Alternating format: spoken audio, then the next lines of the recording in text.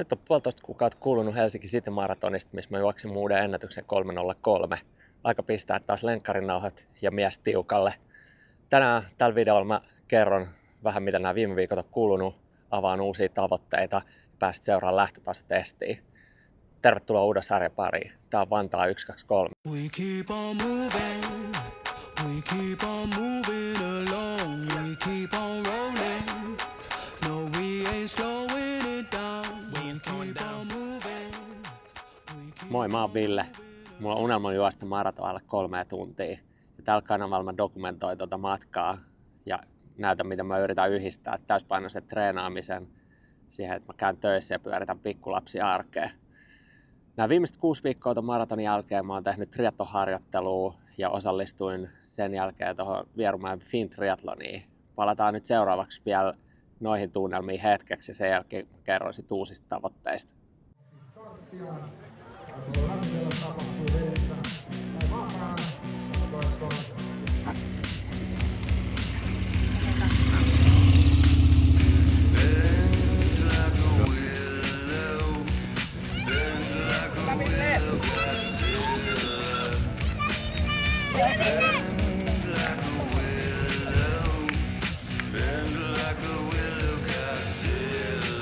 Ville Saimaa, Jarkko Pakarinen, Ross Hiko seuraavalle.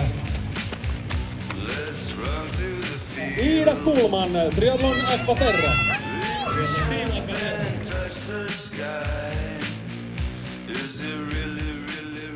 No niin, nyt on vajaa vuorokausi takana tuosta Fintriathlonista ja täytyy sanoa, että hieno tapahtuma kaikkineen ja loppuaika 2:23.03. Siihen täytyy olla ihan kaikin puolin tyytyväinen, että mä jäin 53 sekkaa mun ennätyksestä, mutta sitten kun huomioi tämän treenitaustan, että mä oon tosi vähän panostanut uintiin ja pyöräilyyn, niin siihen nähden täytyy olla kyllä tyytyväinen myös tuohon kokonaissuoritukseen. Tuossa olympiamatkallahan siinä mennään silleen, että 1500 metriä uidaan, sitten 40 kilsaa pyöräilyä ja siihen perään 10 juoksu. Eli mulla nämä viimeiset oikeastaan sen maratonin jälkeiset viikot on mennyt sillä, että tässä on ollut 6 viikkoa aikaa, niin 1 viikon mä palauttelin, treenasin tosi kevyesti ja sitten sen jälkeen 4 viikkoa tein triathlon harjoittelua, aika paljon painotin just pyörää ja uintia ja sitten sellaisia yhdistelmätreenejä, missä oli lyhyitä juoksuosuuksia, niin tuli tehtyä aika paljon, mutta kokonaisjuoksumäärät on ollut nyt tosi pieniä, että sitten siinä on ollut sellaista ehkä 30-40 kilsaa juoksua aina viikoittain. Ja sitten tämä viimeinen viikko nyt on ollut ylipäätään tosi kevyt. Sitten yrittänyt päästä palautuneen viivalle. Mutta joo, tässä uintiosuus, niin siihen kyllä tosi tyytyväinen. Toka paras uinti, mitä on uinut perusmatkalla. Ja siinä lopussa tein pienen sellaisen suunnistusvirheen, mutta muuten pystyy uimaan tosi helposti. 28 ja ihan risat päälle. Mutta se uinti itse asiassa, niin se oli kyllä yllätys, että meni paljon paremmin, mitä oli tuossa treeneissä kulkenut. Ja taisin tulla 2. itse asiassa omassa sarjassa ulos sitten tuosta järvestä tai järvistä. Toi on vähän spesiaali toi Vierumäen uinti sillä, että siinä mennään eka yhdessä järvessä ja sitten mennään pientä kannasta pitkin, kävellään tai juostaan äkkiä toiseen järveen ehkä 10 metriä. Ja sitten vetää lenkki siellä ja sitten tullaan takaspäin samalla lailla, että juostaan kannasta pitkin ja hypätään takaisin siihen ekaan järveen. Mutta hyvä uinti, sitten sen jälkeen erinomainen eka vaihto T1, en ole ikinä Vierumäellä suoriutunut noin hyvin, melkein minuutti lähti aiemmista vuosista pois. Siinä on erittäin tyyly nousu, jos on käynyt siellä Vierumäen urheiluopistolla, niin sieltä alhaalta järveltä, niin tosi tyyly nousu sitten sinne ylös, missä oli vaihtoalue. Ja sen vaihtoalueen jälkeen mä olin itse asiassa kärjessä siinä omassa ikäsarjassa, mutta tiesin siinä vaiheessa jo, että pyöräilyssä jengi tulee ohi jonona ja niinhän siinä kävikin. Eli sitten pyöräily, se meni aika lailla silleen, kun mä olin etukäteen ajatellut, mä ajoin 25 kilsaa suunnilleen aika varman päälle, koska ei ollut niin tarkkaa tietoa, että missä kunnossa mä nyt sen lihaksiston osalta oon tuossa pyöräilyssä.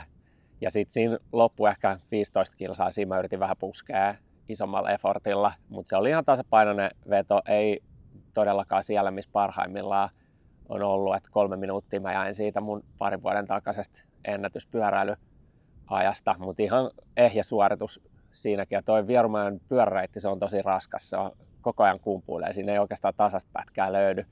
Et siinä on aina paikoitellen vetää jotain 50 pyörällä tai enemmänkin ja sitten taas mennään kävelyvauhtiin ylämäkeen. Mutta ihan ok pyöräily. Sitten toinen vaihto, se meni kans ihan ok. Ja sen jälkeen mä katsoin kelloa, mä tiesin, että ihan unelmajuoksulla mulla on just saumat vielä ennätykseen. Mutta ehkä juoksu, sekin meni ihan ok, 4.13 kilsavauhtia. Se on aika tasainen se reitti, mutta se ei ole silti mitenkään mun mielestä ihan hirveän nopea alusta juosta. Et siinä on aika paljon hiekkatietä tai sellaista latupohjaa. Se ei rullaa niin hyvin, mutta juoksussa ehkä olisin odottanut, että vieläkin olisi enemmän voinut lähteä kilsavauhdista pois, mutta toki toi oli mun paras juoksu, mitä mä oon perusmatkalla tehnyt, että sillä ei valittamista, mutta ihan unelmajuoksulla olisi ollut saumoja ehkä sitten vielä haastaa sitä omaa ennätystäkin, mutta olin tyytyväinen kyllä tuohon kokonaissuoritukseen kaikin puoli. Nyt sitten aika lähteä kohti uusia tavoitteita ja niistä sitten lisää seuraavaksi. Seuraava tapahtuma, mihin mä oon tähtäämässä, on syksyllä tuossa lokakuun alussa oleva Vantaan puolimaraton. Eli se tulee olemaan tämän syksyn sellainen ykköstavoite. Katsotaan juokseeko mä jotain pienempää kisaa sitten vielä ennen sitä, mutta siihen kuitenkin kaikki tähtään tässä syksyllä. Mä aika pitkään mietin sitä, että lähtisikö vielä syksyllä juokseen maraton, jotenkin suuren maratonblogin vai miten tekisi, mutta jotenkin se fiilis oli, että nyt haluaa keskittyä vähän aikaa siihen, että voi tehdä hyvin tuollaista kynnysvauhtitreeniä ja saada sitä kynnystä vähän eteenpäin. Eli mulla on koko ajan takaraivossa kuitenkin edelleen se maraton ja 3 tunnin alitus, mutta ajattelin, että tässä vaiheessa samalla kuin viime syksynä, niin tekisi hyvää juosta vähän vauhdikkaammin. Ja tosiaan seuraava maraton tulee olemaan ensi keväänä, eli mä oon ilmoittautunut Helsinki City Maratonille taas vuodelle 2027. Mä yritin päästä Köpikseen, se on siis saman viikonloppuna, mutta sinne yritti aika monta muutakin, eli siellä oli yli 80 000 hakijaa ja arvottiin 35 000 sisään. Ei natsannut tällä kertaa se, mutta ehkä juostaan sitten se 250 siellä Köpiksessä jonain vuonna. Mutta joo, siinä on noin seuraavat tuollaiset isommat tavoitteet. Varmasti tämä syksyn treeniblokki, mitä pääset seuraamaan, niin tulee sisältää paljon enemmän just tuollaista kynnysvauhtitreeniä ja määrällisesti pikkasen kevyempi kuin tuo maratonblokki oli viime keväänä. Eli nyt mennään laatu edellä ja sitten määrää tulee varmasti sellainen 80-90 kilsan väliin olemaan sitten se piikkiviikko tai piikkiviikot. Mutta tästä on hyvä lähteä jatkaa sitten myöskin tuota maratonia niin kuin silmällä pitäen. Eli nyt keskittyy tuohon kynnysvauhtiin ja sitten talvella tekee hyvän peruskuntotreenikauden. Ja sitten mulla on se ajatus, että siihen maratonblogille, mikä alkaa sitten joskus tammikuussa, niin siihen pääsisi sitten huippukunnossa. Eli moni ajattelee ehkä, että treenaa maratonille sitä varten, että pääsee hyvään kuntoon, mutta mä yritän itse niin päin, että mä olisin hyvässä kunnossa, jotta mä kestän sitten kunnollisen treeniblogin siinä keväällä. Mutta aikatavoitteista tuohon syksylle, niin kuin tuosta sarjan nimestäkin ehkä voi päätellä, niin mulla on sellainen pohja-ajatus tässä vaiheessa, että ehkä ihan unelmatreeniblogilla, unelmasuorituksella 1.23 alkuinen aika voisi olla mahdollinen. Mun ennätys on 1.26 ja 23 viime syksyltä, mutta mä oon ollut tänä vuonna tosiaan paremmassa kunnossa, niin uskoisin, että se on ihan niinku realistia, joskin tosi kova tavoite. Että sellainen 1.24 ja 1.25 alkuinen aika, niin ne varmasti on ihan täysin mahdollisia, jos pystyn ehjänä treenaamaan, mutta sitten uskon, että jopa 1.23 alkuinen aika voisi olla mahdollinen. Eli käytännössä se tarkoittaa, että pitäisi pystyä juoksemaan vähän yli 3 tonnin kuuppereita 7 kappaletta kadulla peräkkäin. Onko se miehelle mahdollista, niin selvii sitten lähiviikkoina ja kuukausina. Eli tässä tulee olemaan sellainen 13 viikon treeniblokki, mikä on mun mielestä ihan sopiva tuohon puolimaratonille. Nyt pistää heti mies testiin, eli tänään lähtee sitten uusi projekti käyntiin lähtötasotestille. Mä oon tässä juoksemassa Lauttasaaren urheilukentällä ja tarkoituksen tehdä Korosin fitness-test eka kertaa.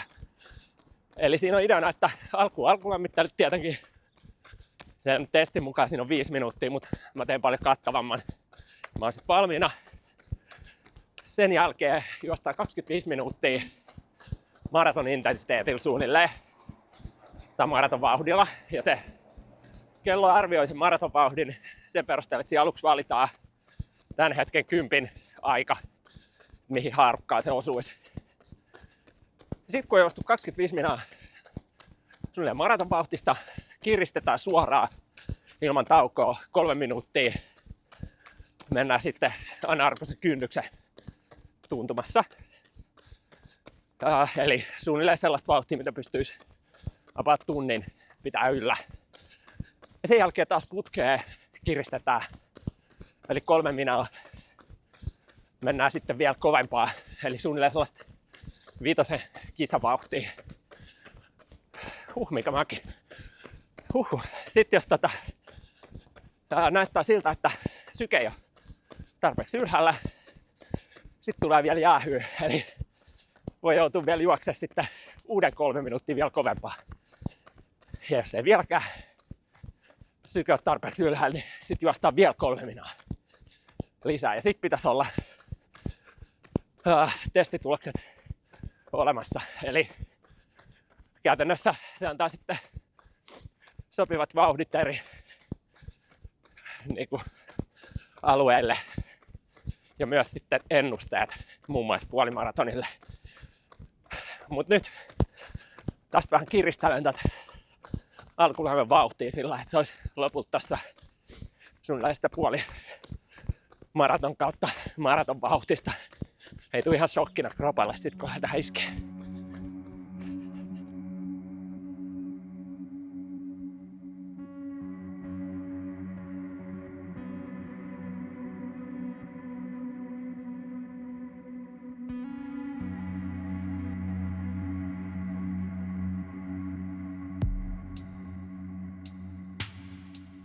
No niin, nyt on alkulämpö tehty ja tässä on ihan hyvä lämpö päällä. Vähän jännittää, missä kunnossa on ja ehkä eniten jännittää se, että tuossa 5 päivää sitten kävin pelaamaan kesän ekat höntsäfudikset.